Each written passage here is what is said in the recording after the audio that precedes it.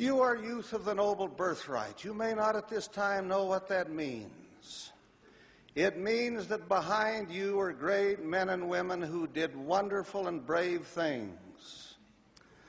They made decisions that were not easy to make, and in many cases they paid a terrible price for those decisions. Some of them even giving their lives rather than forsake the truth they had embraced.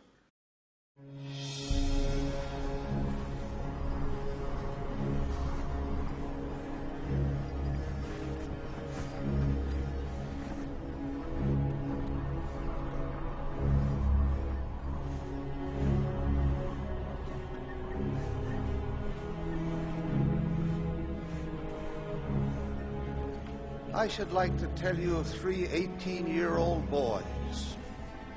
In 1856, more than 1,000 of our people, some of them perhaps your forebears, found themselves in serious trouble while crossing the plains to this valley. Because of a series of unfortunate circumstances, they were late in getting started. They ran into snow and bitter cold in the highlands of Wyoming. Their situation was desperate, with deaths occurring every day. President Young learned of their condition as the October General Conference was about to begin.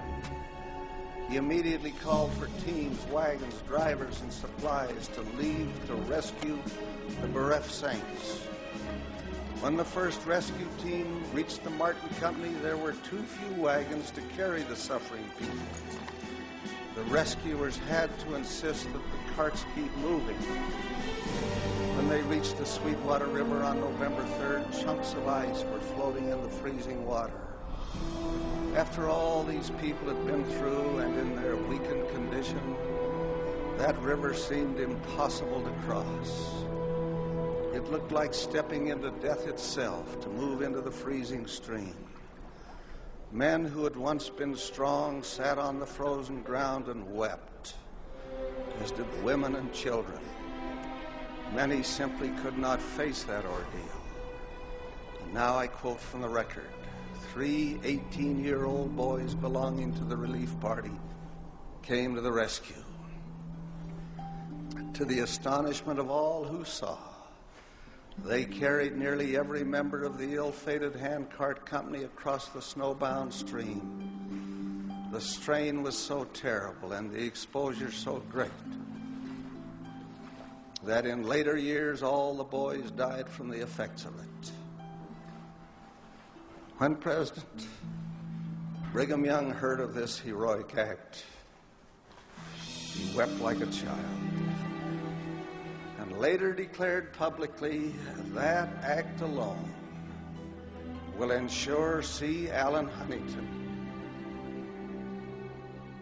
George W. Grant, and David P. Kimball an everlasting salvation in the celestial kingdom of God, worlds without end.